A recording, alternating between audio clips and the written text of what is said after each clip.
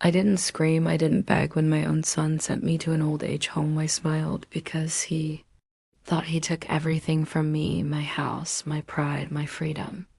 But what he didn't know was this: I had already taken his peace long before he took my home. If you've ever been betrayed by your own family, if you've ever cried quietly, so no one could hear, stay till the end, because this story, my story, will remind you that the quietest revenge is the one that echoes forever. Before I begin, hit that like button to stand with every mother who's been forgotten, and subscribe if you believe silence can be more powerful than shouting. It began slowly, not with anger, not with distance, but with politeness. That didn't feel real anymore. My son Daniel used to be my pride. When his father died, I worked day and night, stitched clothes for neighbors, skipped meals just so he could eat. I didn't complain because a mother's hunger is nothing compared to her child's dream. Years later, he got married, Lena Pretty. Face cold eyes at first shed, hug me, bring me tea, call me mom, but soon the sugar turned to poison. Mom, you shouldn't lift heavy things, mom. You don't have to cook anymore, mom. Just sign this paper for the bills, we'll handle the rest. The smiles stayed, but love left the room. I could feel the distance in every mom. They didn't say it out loud, but I could hear the unspoken words: you're a burden now. That night I prayed. I didn't ask for money or comfort. I only said, God, if their love is fake, show me the truth and give me the strength to stand tall when it arrives. They thought I was old and weak, but they forgot a mother who raised a family alone learns more about survival than any wolf ever could. One morning, Daniel said softly, Mom, we found a nice place for you. It's peaceful, clean, with nurses to care for you. My chest felt tight, heckled it.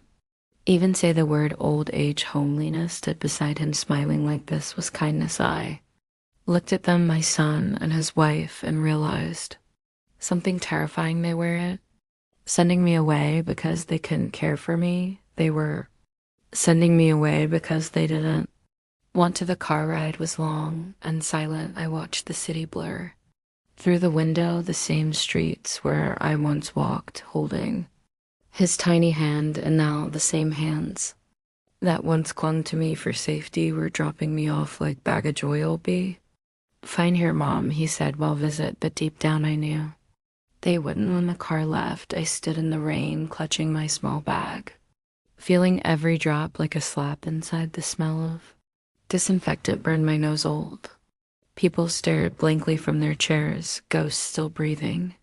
That night I lay awake on a metal bed and whispered, they think thief won, but I haven't lost anything, not yet. They thought they abandoned me, but what they really did was free the storm I had kept locked for years.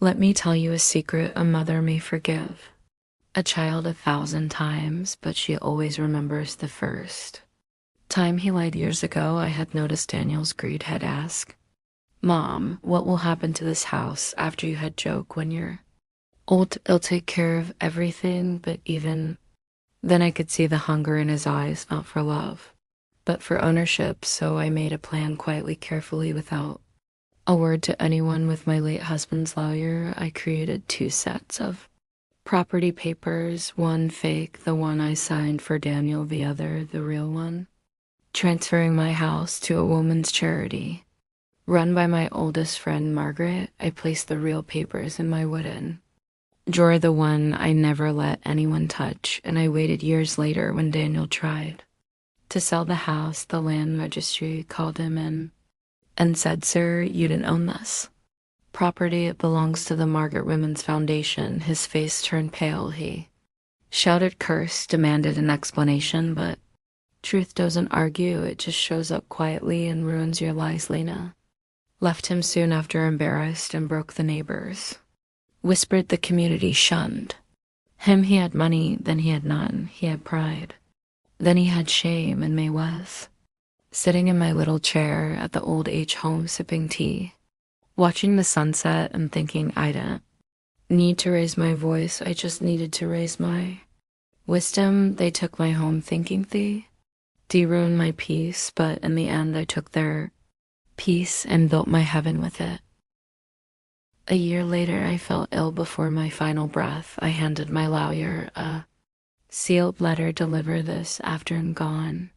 I told him after my funeral he visited Daniel and gave him the envelope. Inside it said, "You left me in a home, I left you homeless. You stole from my heart, but I stole back your comfort. This isn't revenge, my son. This is balance, because when you forget your mother, life finds a way to remind you what love really costs. That house, my home, is now a shelter for abandoned mothers, women like me who were left behind every wall. Echoes with laughter, not greed. Every room smells like tea. And prayer, not perfume and lies. And maybe, just maybe, somewhere deep down, my son drives past it sometimes and realizes that what he lost wasn't a house, it was a mother who had given him the world. You can betray love, but you can't escape the lessons it leaves behind. So here's what I learned. Sometimes revenge doesn't wear anger. Sometimes it wears silence, it smiles, it waits, and then it arrives like destiny, soft but unstoppable. To every mother listening to this, never think silence makes you powerless. Your heart carries the strength of generations. Your forgiveness is your armor, but your boundaries, they are your sword.